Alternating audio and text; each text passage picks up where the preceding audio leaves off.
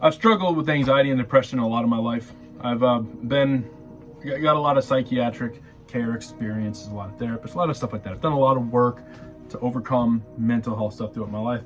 And I found a few tools that work really freaking good. Work really good. The challenge is remembering the tools. It's not that I don't get panic attacks, and I don't deal with depression sometimes. It's that I will find myself suffering with these things until I remember this set of tools, okay? And the overlying theme of how I view anxiety and depression, not just from a theoretical standpoint, but from the standpoint of somebody who's suffered with it and also gotten victory over it, okay, is I found as an observation that whenever I am either depressed or I'm anxious, it usually comes down to a belief of powerlessness, okay, which then leads to hopelessness. Okay, powerlessness and hopelessness, they're directly connected. If you don't feel like you have any power or control over a certain situation, you will then feel hopeless about it, and that's where anxiety happens, when you feel stuck and you feel trapped and you have to get out, right? And you can't, it looks like 100 different things. Every anxiety attack, it can look a little different for some people for certain situations. And then depression is the same idea. But it's like a lower energy version of it. Okay, I say all that to just say that I have experienced it. And what you have to do, first thing you got to do, is you got to confront the lie of powerlessness. And it's not that it's true that you're powerless, it's that you think that you're powerless, that you believe that you're powerless. And so what it takes is a very systematic and a very straightforward process of breaking that powerless lie that you have in your head, okay? And the way you do it is that the first thing you do is I get a piece of paper and I call it my I can list, And what you do is you literally you fill the entire paper up with as many I can statements as you possibly can, okay? And it doesn't have to even be profound, because what you're doing is you're changing the way your brain is oriented. Right now, when you're in that state of depression, when you're in that state of anxiety, you're at this place to where your brain is oriented towards limitation, and you feel trapped and stuck, or hopeless to fix a problem, or hopeless that things will ever get better, or some variation thereof, okay? So you write, I can, and it might feel stupid. You say, I can write this down. I can blink my eyes. I can clean the bathroom. I can do the dishes. I can make myself lunch. I can take a shower. But then while you're in this mode, more significant and meaningful things will probably start coming into your mind, and will start coming to mind. Like, I can write emails. I can go to work. I can earn money for my family. I can, and then your skills start showing up. I can, freaking hang drywall. I can make audio. I can make YouTube videos. I can, whatever it is that you can do. I can call somebody. I can text somebody. I can ask for help. I can get therapy. I can, right? I can go for a drive. I can get a cup of coffee. I can go to church. I can ask for prayer. I can. Because what happens is, I found in my own world, was that when I'm suffering with anxiety and depression, the words I can't are just the Lord of my mind. I can't do this. I can't. When you fill your mind with that limitation mindset, almost every time you'll end up either feeling anxious or depressed, 100%. And so my anxiety attacks break the moment I become aware, oh, I've entered into this I can't mindset. And I just make an I can list. I'll get a legal pad, piece of paper. Sometimes I'll do it on my phone if I don't have those things. I can. And then what happens is your brain starts to look for the things that you can do. And then what happens is, now you have this huge list of I can statements.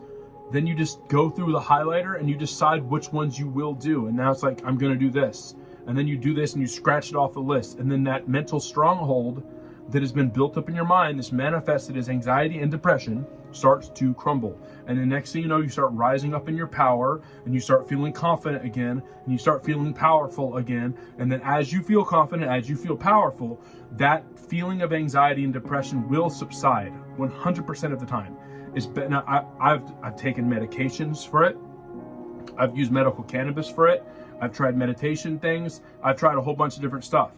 And those things have varying results, sometimes good, sometimes not, sometimes useful, sometimes not. But what's 100% effective every single time is the I can list. Okay? And so there you go. I don't know who it is that's watching this, but listen, I feel for you. My heart goes out for you, to you. I know what it's like to struggle with this stuff. It's terrible. It's debilitating. It can be a life-stopping phenomenon to deal with. Okay. And another thing is, dude, you know this. Okay, you know this, but exercise. Blast out 20 push-ups. Go kick your own ass for a little bit. Okay. Don't think about suicide. Kick your ass with push-ups. Do that. Instead of killing yourself, do 100 push-ups. You know what I'm saying? Go out for a run. Go to the gym. You know what, dude? Really accessible to everybody. Do a 1 minute plank, bro. Just being frank. You do a 1 minute plank, bro, you ain't gonna be thinking about nothing but that 1 minute plank. Okay? And it helps break your head out of that feedback loop from hell that's eating your lunch and making you anxious and depressed. Okay? And so, listen, my heart goes out to you. God bless you. Listen, you're going to make it. You're going to make it. You're probably doing better than you think you are.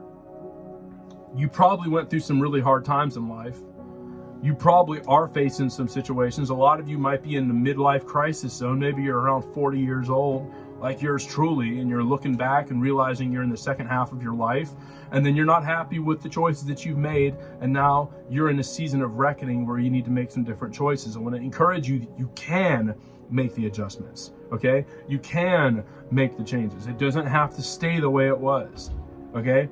And there's a whole other God side that I can speak to about how you can trust in God and how He put those desires and those plans on the inside of you. And when you look back on your life and you're disappointed, it's because there's something in your heart that you've always wanted to do that you haven't allowed yourself to do, right? And that's a whole other thing. It's a whole other thing. Because if you're in a life where you're just constantly living less than what you know is in your heart to do, you're going to run into anxiety and depression, especially if you know you're made to do ABC. If you're living a life, if your career is not fulfilling, if you're just living for the 9 to 5, if all you're doing is just earning money all the time and you never have a chance to live your life or enjoy your family, I imagine that will lend itself to anxiety and depression. The good news is you don't have to live that way. There are ways out of that. But that's a whole other thing. The main thing I want to drop on you today is the I can list. If you use that I can list, you'll start to feel empowered. And even if your anxiety and depression is as a result of a midlife crisis, the key to unlocking the depression and anxiety associated with a midlife crisis are found directly in alignment with that I can list, okay? Because if you see that there's a problem, you can do something to fix it. You might not be able to do all of it at one time, but you can do something to fix it. I'm a follower of Jesus. You don't have to be in order to get this illustration, but in Matthew chapter 5, verse 14 through 16, Jesus, looking at his disciples, looking at those following him, he looks at them and says, "You are the light of the world." Okay? I believe that who we are as human beings are the radical self-expression of God, and that He is light. And then the very beginning, when He said, "Let there be light," everything that proceeded after that was a radical self-expression of God. God is perfect light. You are perfect light. Where you are standing right now will always have enough clarity. You will always have enough clarity to take the step that's right in front of you. And we're called to walk into the darkness and to illuminate it. But here's the thing, that means 10 steps ahead of us, we're not going to know what's going to happen, because it hasn't been illuminated yet, because we haven't gotten there, but we are light. So when we get there, it will be illuminated, and we will see, and we will have the clarity when we need to have the clarity. Okay? Right now, you are able to do everything you're supposed to do right now. Right now, you have everything you need to do what your conviction is screaming at you to do.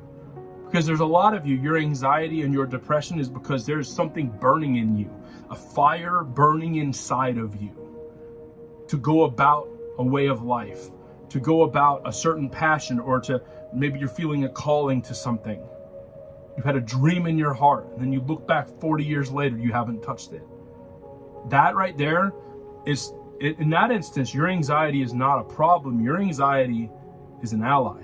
Your anxiety is letting you know that you've been betraying yourself and ignoring yourself for too long. And that part of yourself is kind of like a kid when something's not right. They'll pitch a fit. They'll start screaming and throwing food and making a mess and creating problems when stuff ain't okay. And they'll let us know when they're not happy. It might be something about your inner child or your inner world or your spirit man, whatever you want to call it. Something deep on the inside of you, the purest and most innocent, pure version of yourself, is letting you know that you haven't been honoring that voice inside you. Okay? And so it might be that you're in a season of reckoning where now it's time to start taking that voice seriously. Either way, that I can list is going to help you. Okay? Because at the end of the day, you can take step towards that stuff. I don't really care what the world has to say. I've seen so many financial miracles following the Lord.